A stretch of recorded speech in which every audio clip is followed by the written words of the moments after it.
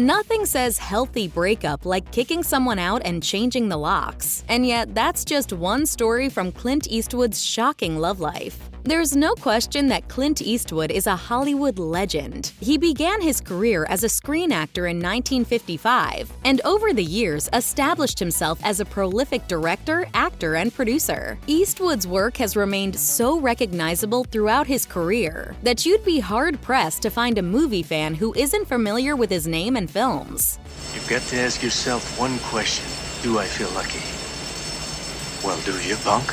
His personal life, however, may be a different matter. Though he's only been married twice, Eastwood has accumulated a large number of exes over the decades and has 8 children with 6 different women. Clearly, the actor's private life has been quite tumultuous at times. As such, his former lovers have shared both positive and negative thoughts about him over the years. Eastwood's first marriage was also his longest. He married Maggie Johnson in 1953, and while they separated in 1979, they didn't divorce until 1984. Perhaps fittingly, the pair's first meeting was like something out of the movies. Johnson described the occasion in Richard Schickel's book, Clint Eastwood, a Biography. She said, "I came down the stairs of the sorority house and Clint had his back to me. When he turned around, I was amazed at what he looked like." Their first meeting was supposed to be a casual double date, but something clicked. Eastwood and Johnson started dating, married, and later had 2 children. However, their domestic life wasn't always blissful. Eastwood's first marriage was marred by a lengthy affair with actor and stunt person Roxanne Tunis, which Johnson knew about even as it was happening. He also had a relationship with another actor, Sandra Locke, during the last years of the marriage. Though lifelong romance wasn't in the cards, the exes have remained on great terms over the years. Eastwood's next long-term relationship ended in disaster. Sandra Locke was an actor and director who met Eastwood in 1975 while filming The Outlaw Josie Wales. The two went on to make several more movies together in the late 1970s and early 1980s. Though they were both married when they met, they soon began a romantic relationship. In the early years of their relationship, Locke was secretive about the affair. In 1978, she told People magazine, "Everybody would love for us to say, it's all true, we're madly in love, but people will believe whatever they want to believe. Even if it were true, which it isn't, I certainly wouldn't talk about it."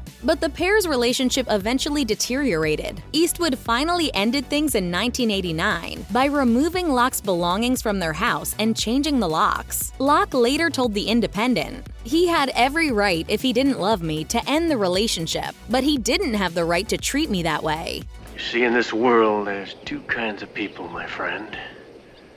Those with loaded guns and those who dig.